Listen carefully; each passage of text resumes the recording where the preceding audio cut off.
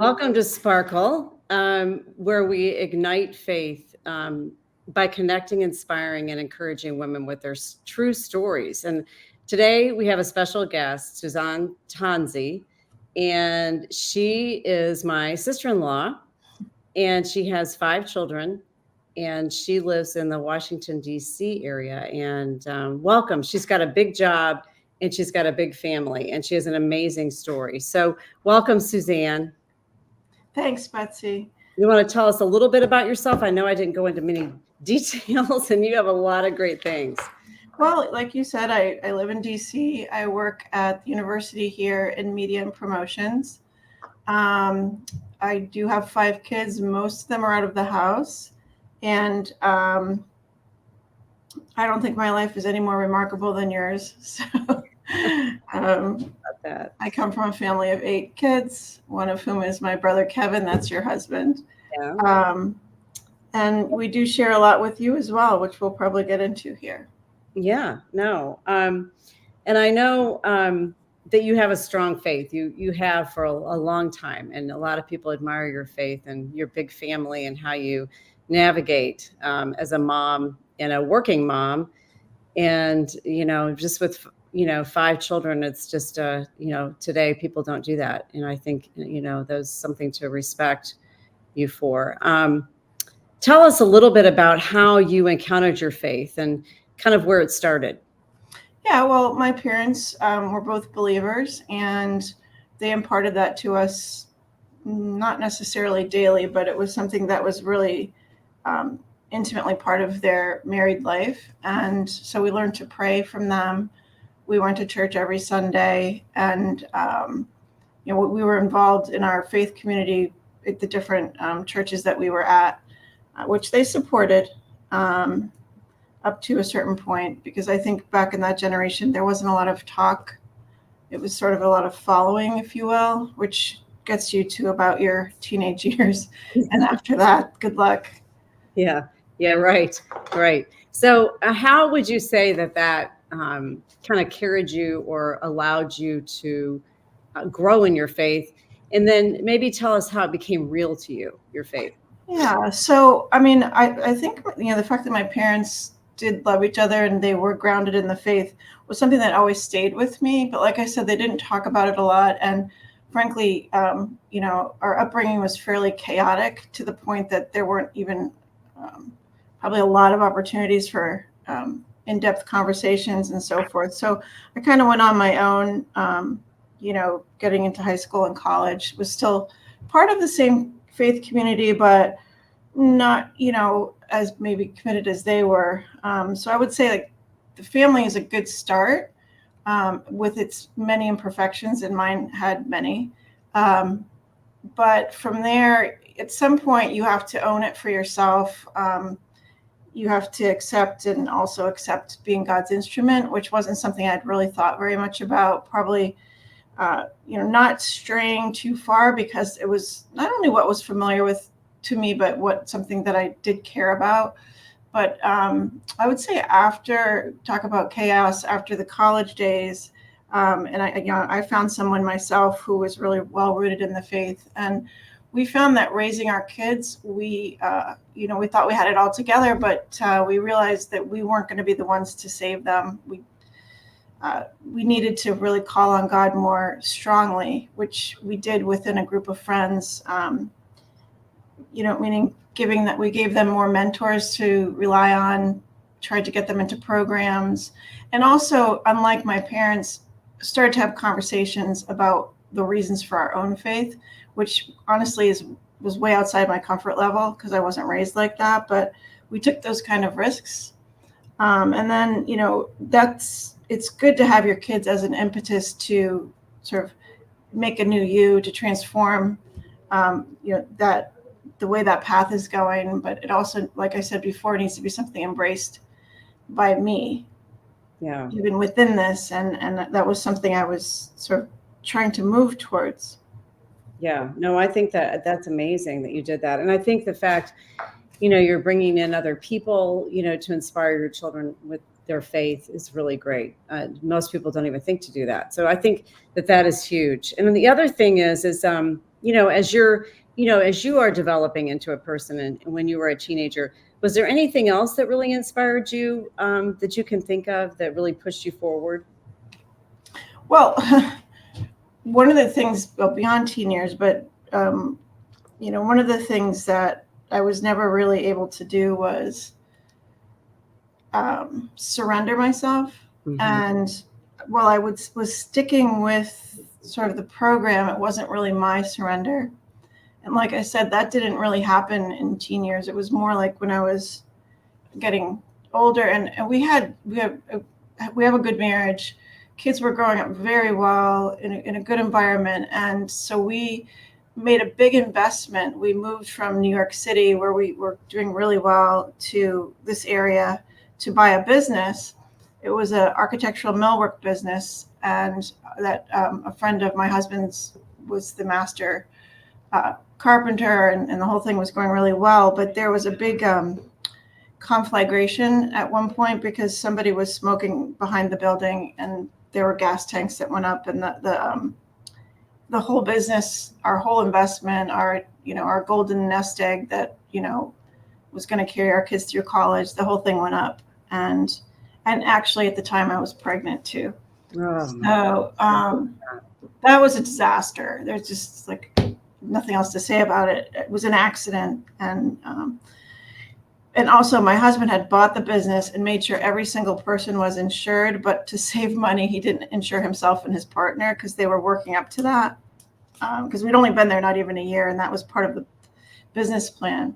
So we pretty much lost everything. And, when you lose everything, at least in my case, I started to pray even more than I was. I just didn't have anywhere else to go. Like I said, with my kids, when you realize you're not enough, you remember who is enough.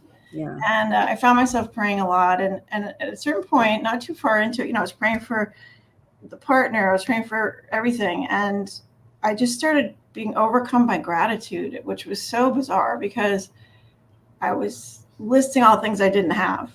Yeah. And I was losing, but I just kept coming back to this point of thank you within my prayer. Like that wasn't coming from me. And I was like, okay, I surrender. I thank you. And, when you lose everything that you thought was everything and you find out it wasn't everything, it's a beautiful thing. I was grateful for his presence with us. I was grateful for my family. And that's sort of where a transformation started to happen in me, where I was able to surrender more, knowing he had ensured his presence was going to carry us. Like God never said you're not going to have problems.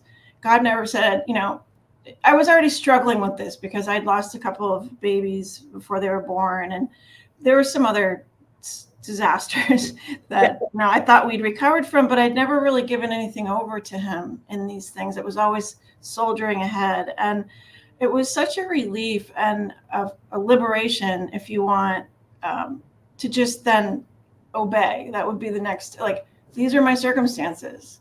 I surrender myself to you, and I'm going to carry on with what you want me to do, which wasn't maybe live in that house, is another house.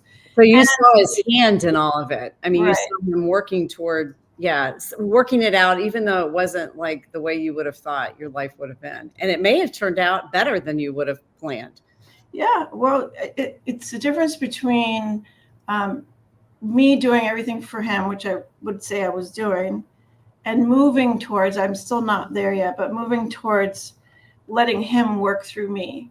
Mm-hmm. Which is, it's just a different form of life. You're a different person when you do that. And that's kind of where I am right now. When you're asking how I got to this point, I'm not like fully letting him do everything through me, but that's sort of my desire and goal, towards eternity. Yeah, no, none of us are there yet until we die and go to heaven, I don't think. But, just, having hard things sometimes brings us closer to God. I know I heard an illustration recently about how they have seen trees planted in places where there's no wind. And then when there's wind, they just collapse. And I think, the best places that you see the trees growing, stronger and harder is where there is wind and some kind of resistance. And I think God allows some resistance in our life to really build character and things that we never would have, actually aspired to. We go beyond what we've aspired to because of those hard things. And I've seen you do that. So it's a gift, in some ways. And so your gratitude was appropriate in that, a lot of people don't see that. They, you can either go that direction or you can become bitter, Yeah, I think part of the bitterness comes in when you're falling short of where you want to be, and you can blame God or you can blame your own failures until you realize it's not like what I do or what I have. Right. It's who I am, which is a child of God who is loved. Mm-hmm. And he's always there, but it's a grace when you really allow it to. The Greek word for grace is charis, and I looked up the definition. It's non-meritorious or unearned favor, an unearned gift, a favor or blessing bestowed as gift freely and never as merit for work performed. And I think that never as merit for work performed is like that's what charity is. That's what God's charity towards us is. That's why the word is charis. Yeah, no, I love that. And your daughter's name is Kira. Yeah, that's true. Which is really close. Yeah. So anyway, are there any other challenges you're entrusting yourself to Lord with now? Well, there's a couple things, to see these adversities, and I'm also talking about things that my friends are going through as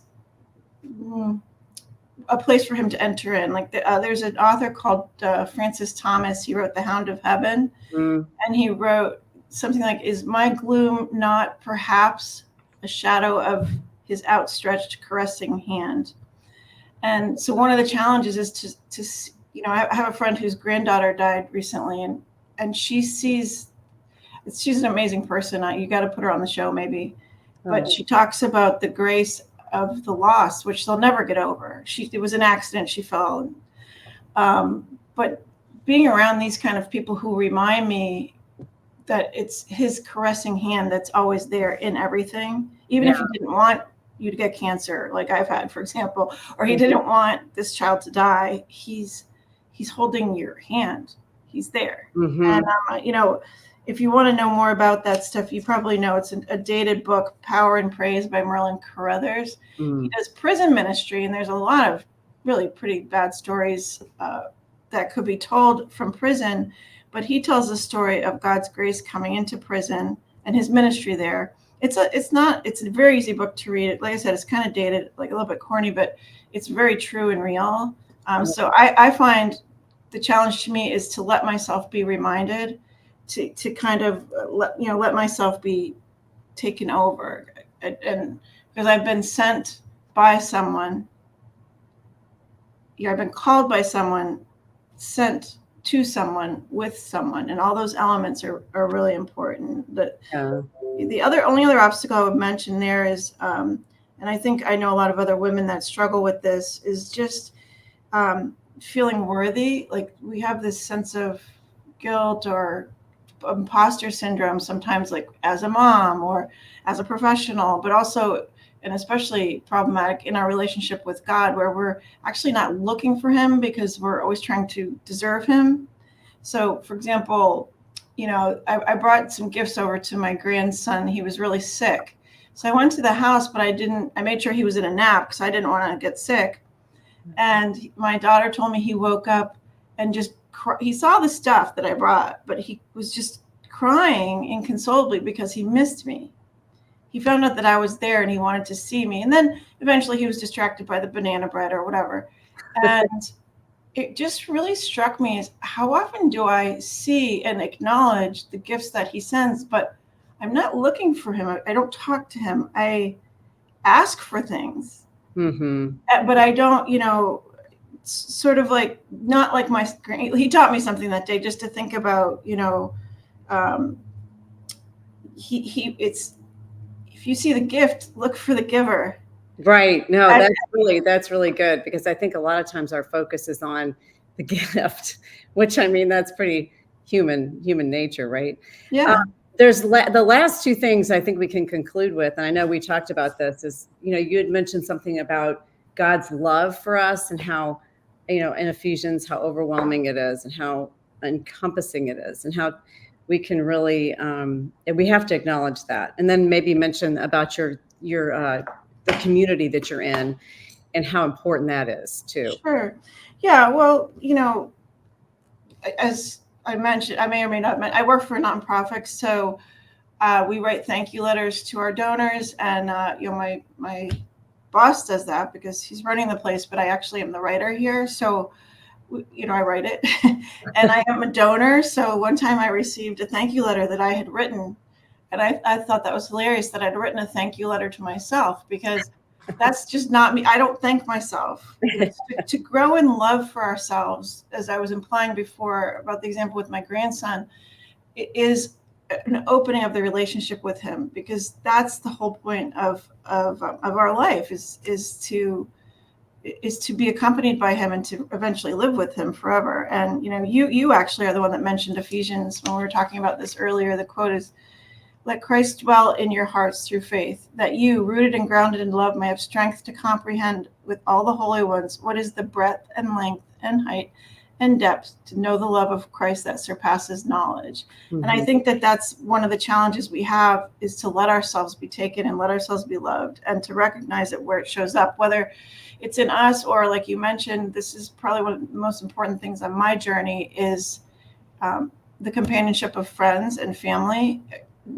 And it's like a very big deal for me, because, like I said before, on our own, we have a harder time living with him. If you live a bond of Christian companionship, you see him more. You are, we're being called by someone to someone with someone. So how can we reflect the love of God to someone unless we're with someone, which is him, and it's people like you. And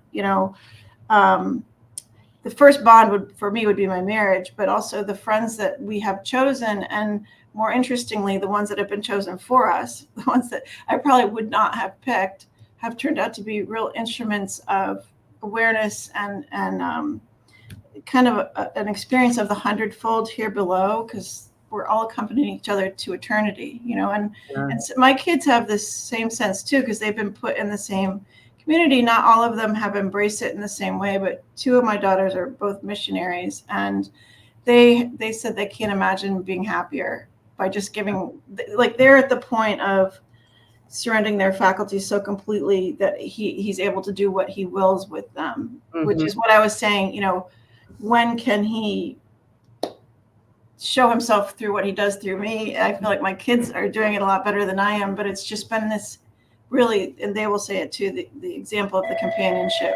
So I think that sums it up basically, is that we need to be filled with Christ's love, knowing that he loves us, so that we can be in community with other people and let that kind of spill out.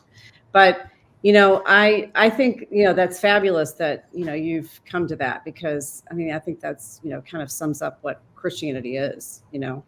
So, but thank you, Suzanne, for having me today. It's been fun. Yes, it's inspiring to hear your story, and I hope the best. And I know you're working today, so I appreciate the time. Oh, sure. Thank you for joining us on Sparkle. Thanks for the opportunity. Okay, thanks.